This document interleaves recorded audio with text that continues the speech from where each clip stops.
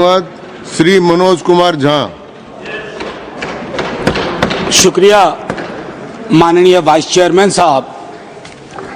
सुकून भी है, अच्छे माहौल में बातचीत हो रही है और आप वहां हैं तो आपके पास अग्निशामक यंत्र भी रहता है आग बुझाने के लिए, ये मैंने महसूस किया है। माननीय उपसभापति महोदय, इस विधेयक पर अपनी आपत्तियां और अपनी आलोचना माननीय मंत्री जी के समक्ष रखूंगा। बिल के मसौदे पे बिंदुवार आऊंगा, लेकिन उससे पहले मैं चंद बातें रखना चाहता हूं। वो ये है माननीय वाइस चेयरमैन साहब, क्योंकि किसी भी आर्टिकल को जब हम पढ़ते हैं संविधान की इस किताब में कि 14 क्या कहता है, 25 क्या कहता है, 26 क्या कहता है, उसकी इबारत पढ़ने से पूर्व कॉन्स्टिट्यूएंट असेंबली की डिबेट को देखना चाहिए कि उस आर्टिकल के बनने में किस तरह के विचार आए थे। संभवतः माननीय मंत्री जी अगर आर्टिकल 26 ए बी सी की पूरी प्रस्तावना को, उस डिबेट को पढ़ते तो शायद उनका काम एक नॉन स्टैट्यूटरी बॉडी से भी चल जाता, बशर्ते इसके कि इस तरह की चीजें लाएं। आज के आपके समक्ष जब बोल रहा हूं, मेरे पार्टी के राष्ट्रीय अध्यक्ष एम्स में इलाजरत हैं, लेकिन वो गौर से देख रहे होंगे। कल उनके एक वीडियो को कट करके खूब चलाया गया। सर, पूरा संवाद तो देखिए, और अगर उन्हीं को चलाना है तो उनकी तो न्याय, सामाजिक सौहार्द के बारे में इसी पार्लियामेंट में बहुत सारी स्पीचेज हैं, उसको सुना जाए। बहरहाल सर, मैं क्यों कह रहा था आर्टिकल के बनने की बात। होता यूं है सर, यूनिफॉर्म सिविल कोड पे बहुत चर्चा हुई, आर्टिकल 44, लेकिन कहा कि देश का माहौल तकसीम के बाद, पार्टीशन के बाद, बंटवारे के बाद ट्रस्ट डेफिसिट था समुदायों के बीच में, तो उसको सेल्व किया गया, डायरेक्टिव प्रिंसिपल्स में रख दिया गया। जैसे संपत्ति के बंटवारे की बात, आय के असमान वितरण की बात भी डायरेक्टिव प्रिंसिपल्स में आई, 38(2) एंड 39 क्लॉज सी। मैं जानता हूं आज दोनों ही पक्ष आए हैं तैयारियों के साथ, हम गर्दनों के साथ हैं, वो आरियों के साथ। मैं आपके माध्यम से माननीय वाइस चेयरमैन साहब, कोई बात तलखी में नहीं बोलूंगा। किसी को आरी लेकर सदन में प्रवेश करने की अनुमति नहीं है। बिल्कुल सर, आप जिंदाबाद रहें। सर एक चीज, देश का माहौल, और ये मैं गंभीरता, गर्दन लेकर आ सकते हैं जी, आरी लेकर नहीं आ सकते। सर, देश का माहौल कैसा है इस पे एक नजर डाला जाए। गाहे बगाहे इकोनॉमिक बाइकॉट की बात होती है, गाहे बगाहे किसी पुरानी मस्जिद के नीचे कुछ चीजें ढूंढी जाती हैं, गाहे बगाहे प्लेसेस ऑफ वर्शिप एक्ट पे सवाल उठता है। सर, इस तरह के माहौल में आपके बिल का कंटेंट और आपके बिल का इंटेंट दोनों सवालिया निशान खड़े करता है। यह महत्वपूर्ण है। चिंता इस बात की नहीं है, अभी चुन के आए हैं, हम भी चुन के आए हैं, लेकिन चुन के आने के बाद बहुमत विजडम की गारंटी नहीं होता है। आप लोग अक्सर ये सोचते हैं कि बहुत बड़ी बहुमत है तो सारा विजडम आप ही के पास है। सर, माननीय सभापति महोदय, खान पान, वस्त्र, आभूषण, भाषा, इबादत, इतनी तकरार, उसमें क्या होता है ना, एक समुदाय को लग रहा है। सर, मैं आपके माध्यम से एक चीज कहना चाहता था। मेरी भतीजी ने मुझसे, मुंबई अभी गया था, पूछा काका मार्जिन क्या होता है, तो मैंने उसको बताया कि बचपने से हम लोगों को कॉपी में मार्जिन छोड़ने के लिए बताया जाता है, हाशिया। सर, हमें आदत बन गई है हाशिए पे लोगों को छोड़ने की, हम लगातार समुदायों को हाशिए पे छोड़ रहे हैं। माननीय उपसभापति महोदय, मैं ये कहूंगा, प्रेमचंद ने एक कहानी लिखी थी ईदगाह, हमारे सारे साथियों ने पढ़ी होगी। ईदगाह में हामिद ने अपनी दादी अमीना के लिए चिमटा खरीदा। क्या हम में से कोई बता सकता है कि दुकानदार हरेंदर था या सोहाबुद्दीन था? कोई नहीं बता सकता। लेकिन आज क्या चल रहा है, हामिद खरीदेगा तो वही खरीदेगा, हरेंदर खरीदेगा तो वो हरखू के पास जाएगा। सर, ये चीजें मतलब मैं तो ये कहूंगा कि कुछ चीजें एक दूसरे से ऐसे वास्ता होती हैं कि उन्हें अलग अलग देखने को जी नहीं चाहता, उन्हें अलग अलग। Please request you don't disturb him. मैं सिर्फ ये कहना चाहता हूं, कुछ चीजें एक दूसरे से ऐसे वाबस्ता होती हैं कि उन्हें अलग अलग देखने को जी नहीं चाहता। सर, इस देश के हिंदुओं को मुसलमानों की आदत है, मुसलमानों को हिंदुओं की आदत है, और ईसाइयों को, सिखों को हिंदुओं और मुसलमानों की आदत है। ये आदतें मत बदलवाइए, ये आदतें मत बदलवाइए। सर, एक लखनऊ के मशहूर शायर थे, आजादी के बाद पाकिस्तान चले गए, फिर नेहरू से दोस्ती थी, वापस आए तो लोगों ने पूछा क्यों आ गए? बोला यार बहुत मुसलमान थे यहाँ, लखनऊ का हूं, मिला जुला देखने की आदत थी। ये मैं बता रहा हूं, मैं बता रहा हूं सर कि ये चीजें महत्वपूर्ण है। आज सुबह से कई बार लाइटर वैन में कहा गया सौगात और तोहफा। माननीय उपसभापति महोदय, लोकतंत्र में सौगात और तोहफा नहीं हुआ करता। हम राजतंत्र में नहीं हैं। लोकतंत्र में एक एक पाई स्टेट एक्सचेकर की है, और एक एक पाई पे एक एक नागरिक का हक है, और उस नागरिक का भी है जो हाशिए पे है, और उस नागरिक का भी है जिसने जानवरों को बंद करके एक प्राइवेट जू खोल लिया है। ये हमें समझना होगा। माननीय उपसभापति महोदय, कल मैं माननीय गृह मंत्री जी को सुन रहा था। माननीय गृह मंत्री जी बहुत अच्छी तरह से जो वक्फ है उसका ओरिजिन बता रहे थे। मैं तैयारी का सोर्स हम लोगों का शायद कुछ तो समान है हमारे में। तो वक्फ जो है अरबिक का शब्द है, वक्फा से निकला, मान लिया, और इसका मतलब है कि रिलीजियस, जो पवित्र कोई काम हो, दान हो, धार्मिक काम हो, उसमें इसका इस्तेमाल हो। और अलग अलग लोग इसका प्रोनाउंसिएशन अलग करते हैं, कोई वक्फ बोलता है, कोई वकफ बोलता है। ये अलग अलग धाराएं हैं इस देश की। काबा की मस्जिद जो 622 में बनी प्रॉफिट मोहम्मद के time, peace be upon him, वो पहली इस्लामिक वक्फ थी। उसके बाद एक चीज हम सबको याद रखना चाहिए, हम किसी भी धर्म के मानने वाले हों, राष्ट्र की अवधारणा से पूर्व नदियां नहीं बटी थी, संस्थाएं ऐसे नहीं बटे थे, बनते गए, उसमें सुधार भी हुआ। आप पहली बार सुधार नहीं कर रहे हैं, इसमें सुधार आगे भी होगा। मैंने कहा ना कि दिक्कत होती है कि जब आपका इंटेंट और आपका कंटेंट दोनों मैच करता है तो डर लगता है, क्योंकि उस समुदाय के बारे में सर मैं एक बात जरूर कहूंगा। इस बिल को, चूंकि बिल के कुछ बिंदुओं पे आऊं, उससे पहले बाबा साहब भीमराव अंबेडकर को इन्वोक किया गया, और मैं चाहूंगा बाबा साहब भीमराव अंबेडकर, उन्होंने एक लाइन कही थी, उसको बार बार पढ़िए। Democracy is incompatible in inconsistent with isolation and excluding minority communities.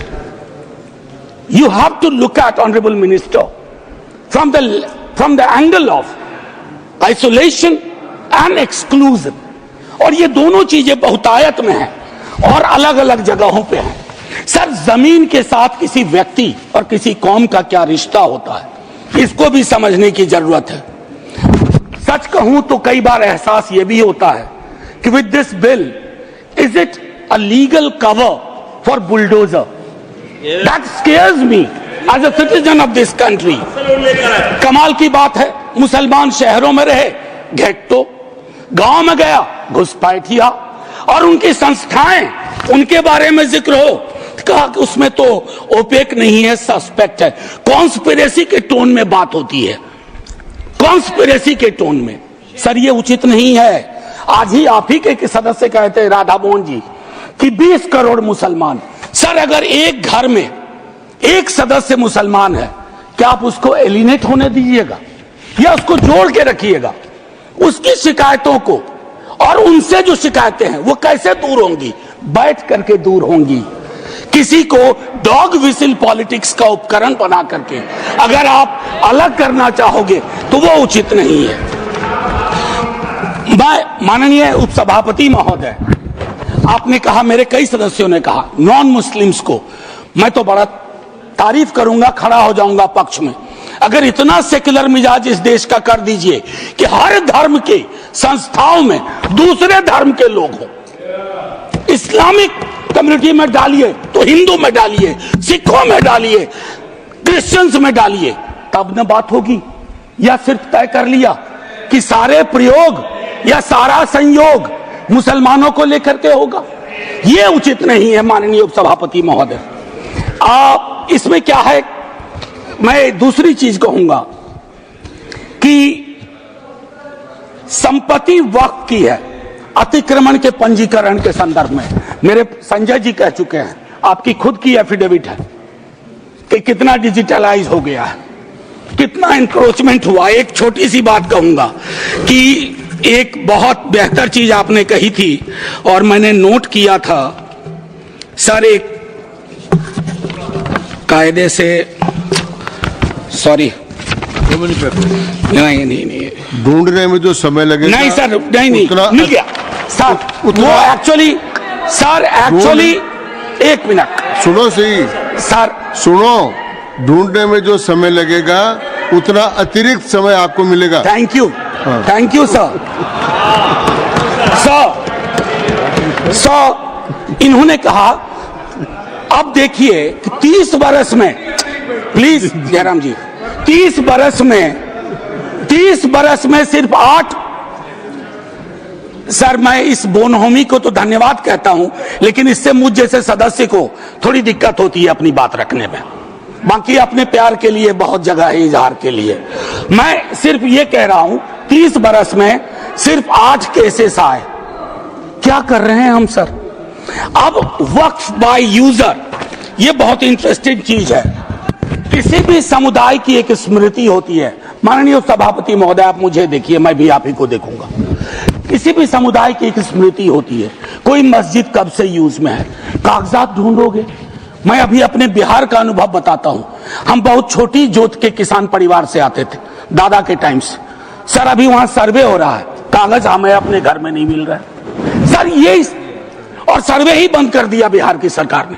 तो मैं ये कह रहा हूं कि पूरे समुदाय को कटघरे में खड़ा करने के लिए आप यूं ही एक आम अदना मुसलमान शहरी अदरवाइज वो परेशान है, पुरानी संपत्ति है, लैक ऑफ टेक्निकल एक्सपर्टीज नहीं है, कहां से लाए, सब विवाद में आ जाएंगे, लिटिगेशन का एक पहाड़ खड़ा हो जाएगा हमारे समक्ष।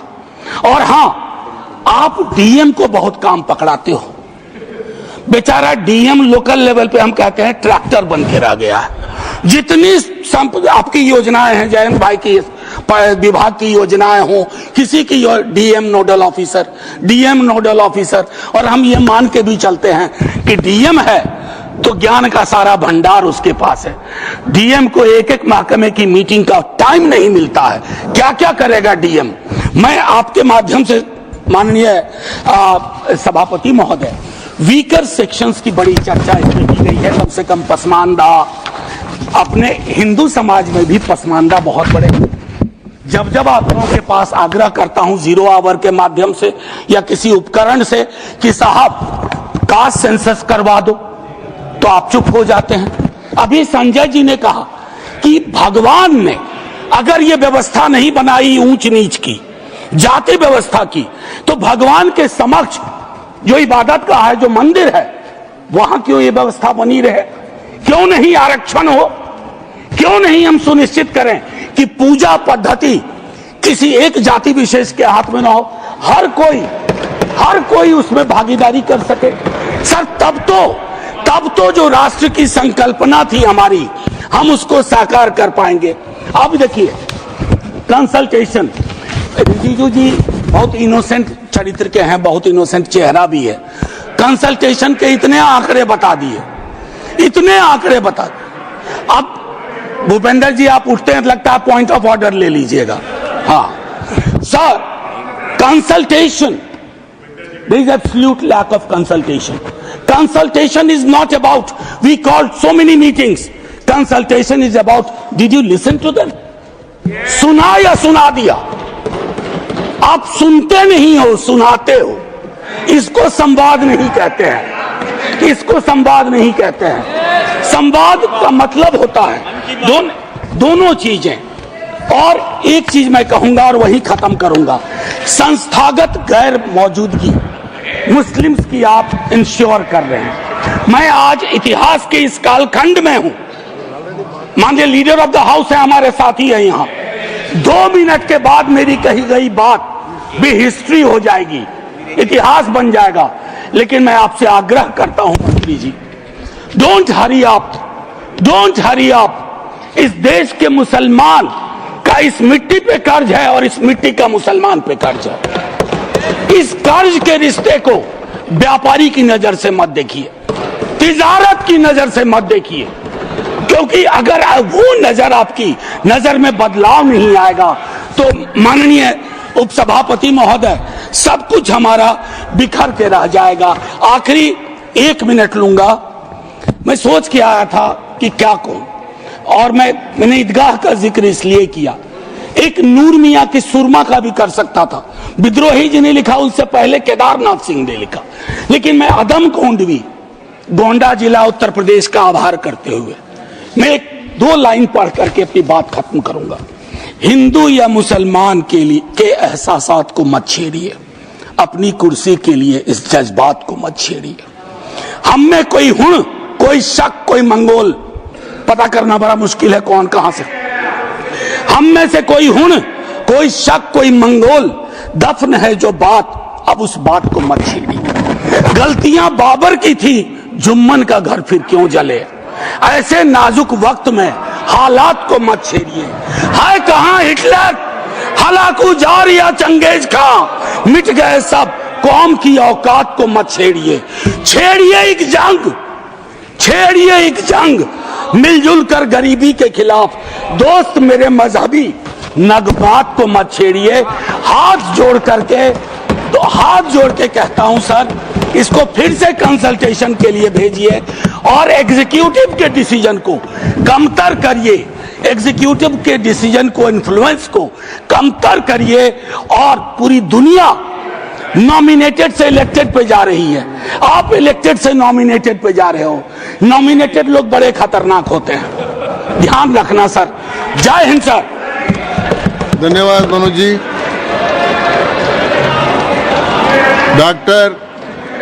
Doctor John Brittas. Thank you, sir. Sir, will speak in Malayalam. sir, I will speak in English and Malayalam also. Both. Sir, I need your benevolence. You showed benevolence to others. Please show to me also. Sir, there was a political party in its 2014 election manifesto. It said, we are pledged to prevention of encroachment of other properties, and we will empower Waqf boards. Who said it? Kiran Rijiju, your party said it, your election manifesto in 2014. All the amendments on Waqf Act, they had supported it. All of a sudden, they have done a somersault. Sir, I will tell you, how does this bill affects the basic tenets of Indian Constitution, where it is secularism, where it is democracy, where it is equality. Any of this tenet, if you take it, there is a cardinal violation that is happening. That's why we are staunchly opposing this piece of legislation, sir. Sir, they have already discriminated amongst people, segregated people from people. You know this bill, what they are intending. They are segregating gods from gods, gods from gods. They are segregating Hindu God from Allah. This act of limitation is not applicable to Devasthanam, not applicable to a Hindu God. They want to make it applicable to Allah. How can they discriminate between gods, sir? Hitherto they were discriminating amongst the people. Now they have started discrimination amongst the gods also. Sir, I will come to it. Just 2 days before the assassination of Mahatma Gandhi, he visited Qutbuddin Bakhtiar Kaki Dargah. Yes. Manoj ji, Maghroli mein